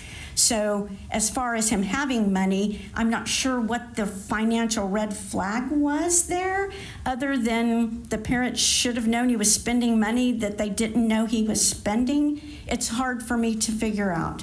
But the reality is that he did have some of his own money, and he did order stuff, and it was delivered to him. There are certainly receipts to show that that happened, including for Lucky Gunner. Now, some of the items that he ordered, they're not all nefarious. You heard Mr. McGuire say something about, don't hold me to it if I get the number wrong. He had 29 packages delivered to his house, which might be true, but some of these are T-shirts, some of them are sunglasses, some of them are items that aren't nefarious. Now, certainly bear spray is a really weird thing to order, and tactical gear is clearly something that would be concerning, especially for a kid that hadn't been using guns and, to their parents' knowledge, didn't like or use guns. That would certainly probably have gotten their attention. But let me point another thing out to you. that in all of those FBI pictures, other than a couple of those items, there are some of those items in the picture. There's some knives and some other items there, but a lot of the other items don't show up in the pictures. So some are there and some are not. Was he keeping him in the car? Was he keeping him at the trailer? We don't know. And the parents wouldn't know that either because they don't know what they don't know.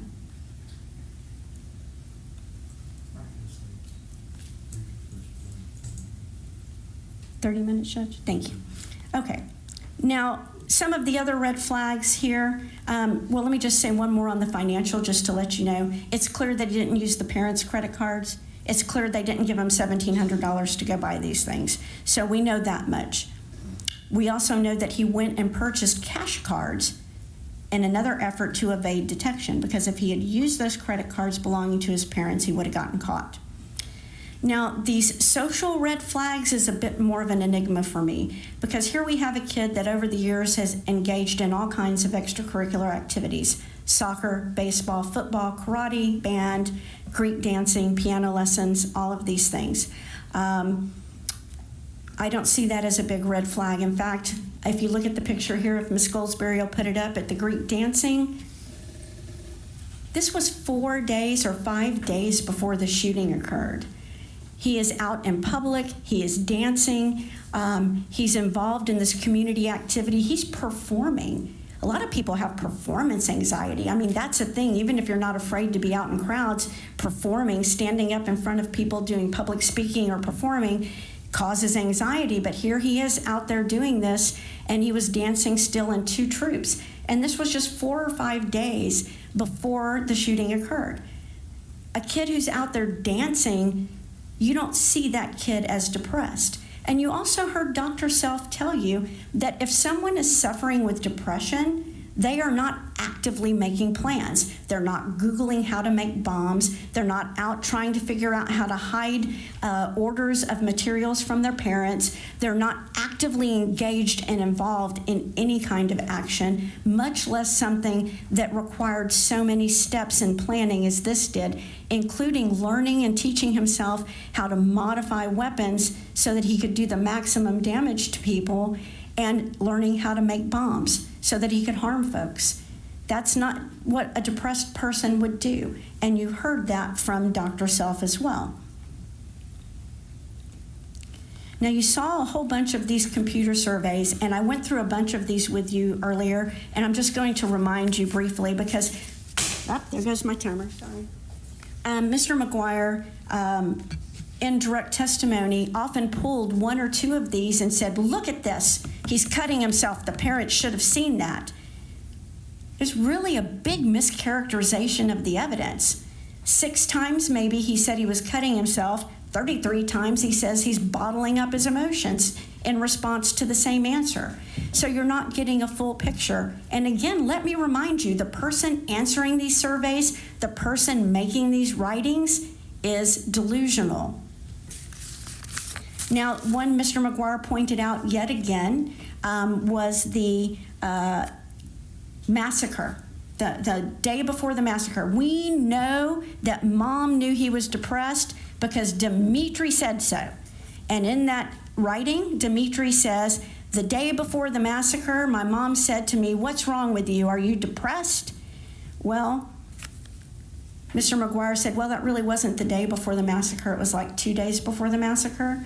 I don't know if he forgot, but I hope that you don't forget that I told you that that same quote in one form or another appears 1, 2, 3, 4, 5, 6 times in the context of his 776 pages.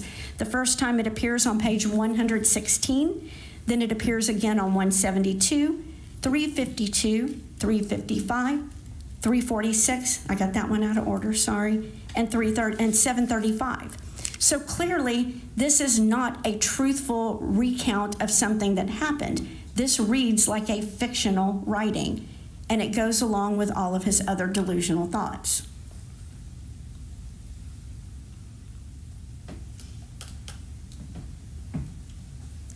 Now, looking at the other social media red flags that the plaintiffs point out, Dimitri did open a Facebook page a couple of weeks like 2.5, 3 weeks before the shooting occurred. And it seems to me, I don't know how it seems to you, that he was doing that to intentionally memorialize things so that after the event occurred, you could look back and see that. Because we know he was fascinated with school shooters based on his writings. And so he posted a picture of his trench coat, right? And Mr. McGuire said the parents should have seen that and the parents should have been upset about it. Really? Number one, there's no evidence, even though Mr. McGuire says this is a public page, there's no evidence that they didn't have their family, that Dimitri didn't have the family blocked. Furthermore, if the school wasn't startled by him wearing that every day at school, then why would the parents be startled by seeing a picture of it on social media? That seems unlikely to me. And to be clear, even though as a parent myself, if I saw those, it would certainly make me go, what's going on here? He didn't make any threats, overt threats or warnings or forecasts on there. Although one could say that the t-shirt itself, which there is no evidence is a custom t-shirt, by the way. Born to Kill is a phrase that comes from a popular movie, Full Metal Jacket. So we don't know that that was a custom t-shirt unless Mr. McGuire has a separate receipt. And if he does, I apologize. I figure it's an Amazon order. I didn't investigate that closely enough to be 100% on that idea. But there was nothing other than a picture of the shirt that indicated anything else was going on. And there is no evidence that the parents or any family member saw it. And the plaintiffs didn't bring in anybody else to say, this was a public page, the parents were not blocked, there were no IT specialists here. And the same with Dimitri, right? I mean, Mr. Todd, who is very learned and did a very good job cross-examining the experts, he's like, you're free to believe some of what they say, none of what they say, and that's 100% correct. But what they didn't do was bring in an expert who said, that guy is wrong, Dr. Peterson is wrong, Dr. Self is wrong. That didn't happen. Now, Rose did tell you that previously Dimitri had a social media account when he was about 15, and she did monitor it. But he closed it, and to her knowledge, he never had one until he opened it here. You also heard the nosy little sister say, I would go do checks on social media. I would go looking to see if he had a social media account, and I never found any because I wanted to see what Big Brother was up to. So there is no evidence that these were forward-facing public pages as far as the family was concerned. Now, as to the other social red flags, there were some suggestions that the fact that he only had 1 or 2 friends was a big social red flag, but some kids are that way. I've got some kids that are pack animals. When they were young, they ran around with a tribe of children. And I've got some that had only one. In fact, my son, who is my legal assistant that's been here with me, he only had one best friend all the way through high school. They were together all the time. They're just different personalities. There's no idea that that would be a red flag that an individual has a mental illness.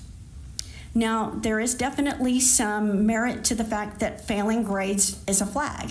Now, whether it's a red flag or a yellow flag or just a flag, certainly that's something that will require action. And as soon as the grades dropped, we see Rose jumping into action. She jumped up to pull that flag off the flagpole. She tried to figure out what he needed to do to fix it and how to solve that problem. Now, speaking of those emails, you saw Mr. McGuire put that email up saying that it's the email where Rose is talking about she had been gone for a while and she felt so bad and she didn't know what was, going to happen with Dimitri. And they kind of tried to paint that in the context that the email was about mental health. It wasn't. The email was about Rose finding out that her son had plagiarized a paper. And Rose took that so personally. I can't believe my son would do that. That's not who my son is. And she was very upset about that. I mean, in my opinion, overly upset about that. But that had nothing to do with mental health. There's no evidence whatsoever that any individual in any capacity, whether it be at the school, at the church, in the community, anywhere, that anyone told Rose, hey, your son is doing X. This looks problematic. You might want to go get him checked. That never happened. Now, the absences we talked about, that is definitely a failure on behalf of the school. That is very problematic, and I promise you, if a Rose had seen that, that would have been a problem. She was on Skyward. She saw the grades. You heard her testify that she did not see those absences there. We now have no way of knowing whether they were on Skyward or not. Plaintiffs would have you believe they were. She doesn't remember seeing them. I guarantee you, if she had seen them, she would have taken action.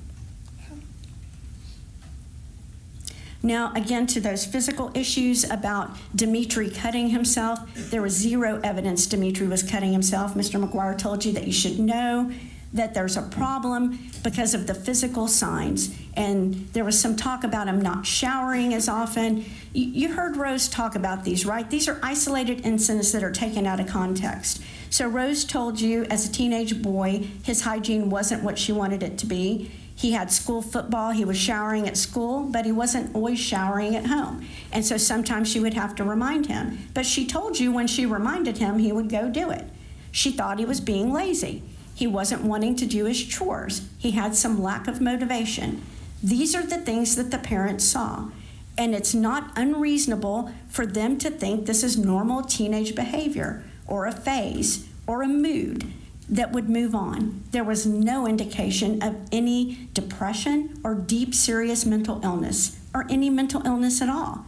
And these children, you know, both of her children growing up, they were getting regular doctor's visits. They were going to see a doctor who evaluated these kids. And then Dimitri got even extra times at the doctor, other than wellness checks, other than times when he was ill, because he was in sports, multiple sports, and band, which requires additional physicals to be done. And doctors who examined him never saw any symptoms or signs that they thought were problematic and said, hey, Mom, you might want to get this looked at. Because if they had, she would have done something about it. And Dad would have done something too, even though Mom is the primary one who handled the children's education, as you heard from the testimony.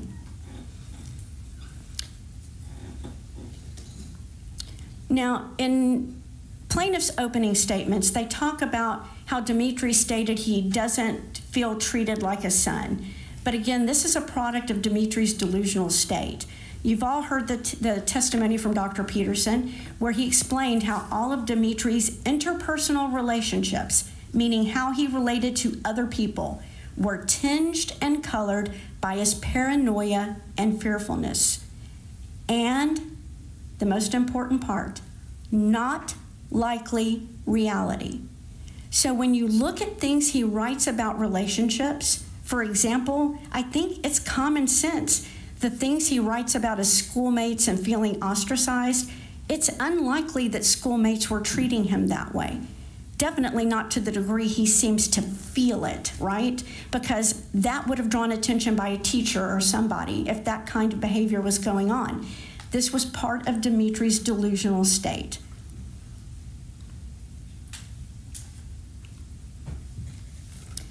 Now, we talked a little bit about what Mr. McGuire talked about, these intentional signs. And if there was any intent to be intentional, it was at school. And if you re-listen to the clip Mr. McGuire played, you can see, if you agree with me, that it sounds more like he's talking about it in the context of school and not the parents. But there were a million ways for him to make his illness, his suffering, known to his parents, not the least of which are the 3 times that we heard about in the last 5 months before the shooting, where Rose pulled both of her children aside, and even her adult, her 30-plus-year-old stepdaughter, and talked to them about mental illness. When her brother committed suicide, talking to both of them about, if you ever feel this way, talk to me. And whatever happens, don't do anything to take yourself away from me. That's the perfect time to say, Mom, I'm having these awful feelings. After the school shooting in Parkland, she talked to both of her kids and talked about what a tragedy it is, and was, no doubt, and told them, don't ever let your anger or your sadness or your grief or whatever's going on, don't ever let yourself feel that way. If you ever need help, come and tell me. and she would have gotten help for them. But he never said a word. Because of his paranoia, he didn't want to talk about this. He didn't want to talk about Natasha. And Mr. McGuire might be right. Natasha may be a delusion that began from a character in a video game. We used to play is it not Frankenstein? It's Wolfenstein, right? I think, back when my children were younger. And that may indeed be a character, but that doesn't mean that he didn't develop a delusional belief about a character in a video game. A delusion's a delusion, right? It doesn't have a basis in reality. So whether it was just an original manifestation or it was a product of a video game, I think is irrelevant. The fact is that he had the delusion, and you find from his writings that he does talk about extraterrestrials and elder gods and supernatural beings, albeit he didn't talk about that as much as he did later with Dr. Peterson and others, because once the psychotic break happened and he could no longer hide it, then he could talk about it. After the CIA didn't assassinate him, after the school shooting happened, he could talk about it. And apparently that's what he did with Dr. Peterson.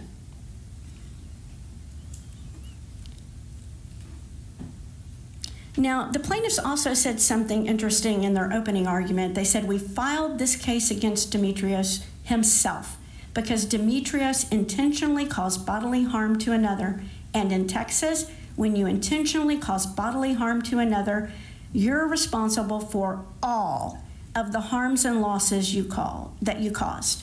Now, if that's true, according to their analysis, hold Demetrios 100% responsible for what happened. That is something you can do. And according to plaintiffs' opening arguments, that's a verifiable thing that is a legitimate analysis of what's happened here. I certainly think Lucky Gunner deserves some responsibility as well, but that's for you to decide. Now, the plaintiffs have seemed to want to walk a tightrope in this case. Dimitri wasn't so mentally ill that he shouldn't be held responsible in the civil case. We don't want you to find him insane. He wasn't that sick. He knew what was right from wrong, but we want to argue that he was depressed so that we can make the parents responsible. All of the evidence is to the contrary. Dimitri has not stood trial because he's mentally incompetent. Dimitri has been evaluated by Dr. Peterson and been found to be mentally incompetent. Dimitri is living in a delusional state right now. That's where he is. That's the evidence. The evidence isn't that he had some minor or major depressive disorder. That's not what he had. That's not what he has. But it makes it easier, right? Because they know they're not going to get a recovery from Dimitri because he's going to be either in a mental institution or a prison the rest of his life. That's a given. The parents are the only, and Lucky Gunner are the only other two options here to get a recovery. If this is really about justice and not about money, then you can write zeros in the amount for all of those, and you can hold whoever you want 100% responsible. But it's not just about that. If it's just about justice, we would wait for the criminal trial, and the criminal would be tried, and then we would see what the justice was. That's what justice is. This is trying to hold the parents responsible for a horrific event that affected them as well and made victims out of them also.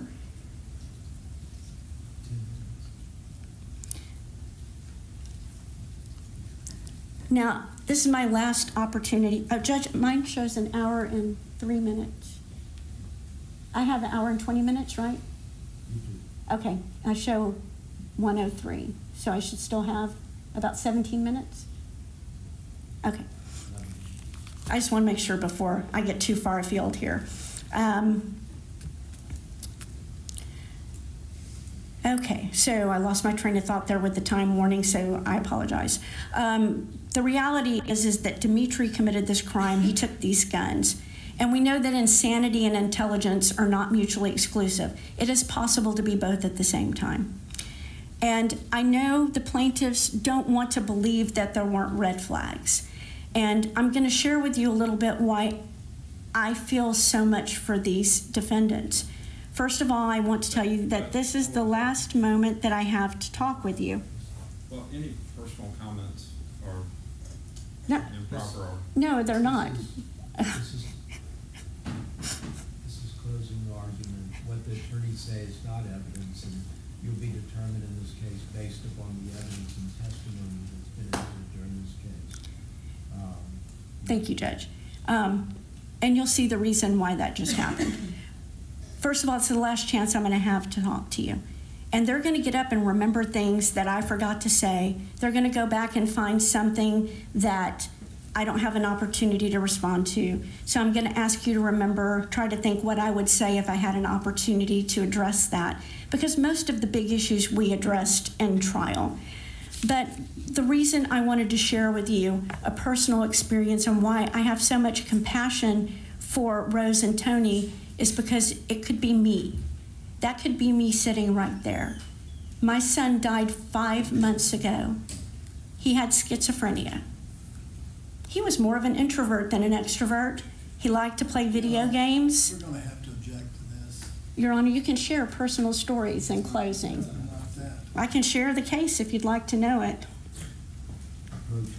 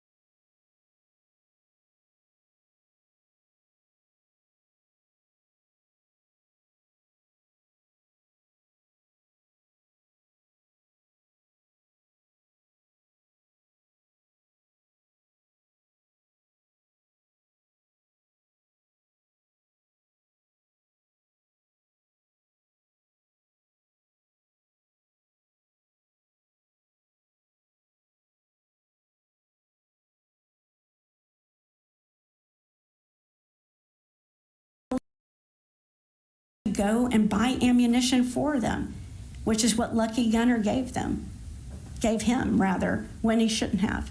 So I'm asking that you find Rose and Tony zero responsible, legally responsible for what happened. Now, emotionally, they feel terrible, and they're going to be scarred for the rest of their life because this is what their son did, and they wish they had seen it. They really do. But they can't go back and change that. None of us can.